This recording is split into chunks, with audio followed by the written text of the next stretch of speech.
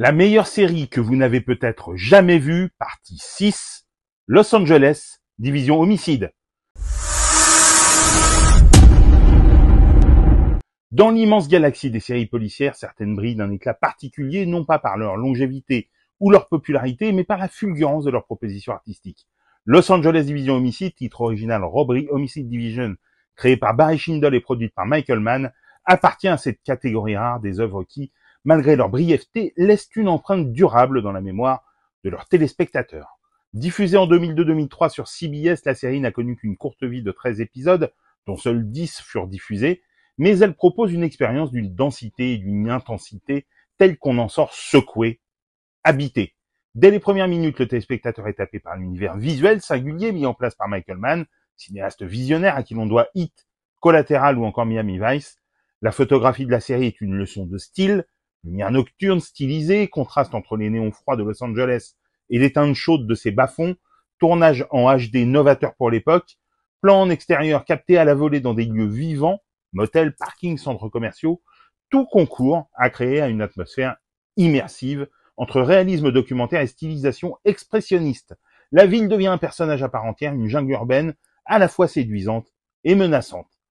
Mais si la série fascine, c'est avant tout grâce à la performance incandescente de Tom Sizemore, absolument monumental dans le rôle du lieutenant Sam Cole. Dans ce personnage, l'acteur trouve un rôle à sa mesure, fiévreux, complexe, à la fois dur, secret, mais traversé par une humanité profonde. Il habite littéralement chaque scène, imposant une présence magnétique et tendue, entre rage contenue et autorité naturelle.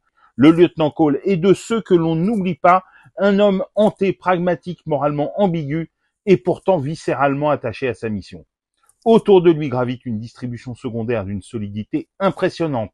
Barry Shabaka Henley apporte une sagesse tranquille dans le rôle du sergent Sims. Clea Scott dans le rôle de Sonia Robbins insuffle une intelligence froide et sensible à la fois.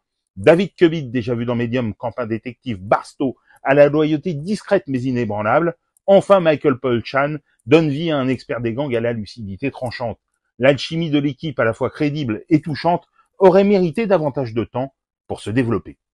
À l'instar de Hit, Los Angeles Division Homicide repose sur une tension constante entre le respect scrupuleux des procédures policières et une introspection existentielle. Chaque enquête est une descente dans les abysses de la ville et de l'âme humaine.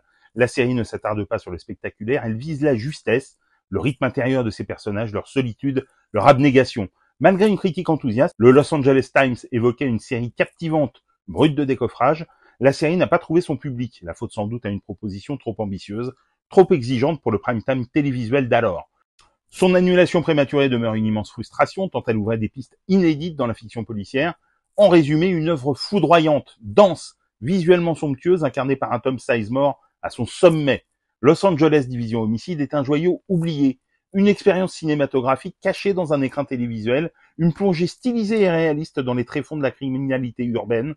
Si vous aimez Michael Mann, si vous cherchez une série policière au souffle dramatique rare, cette série est pour vous. Redécouvrez-la, admirez-la, elle est sans doute la meilleure série que vous n'avez peut-être jamais vue.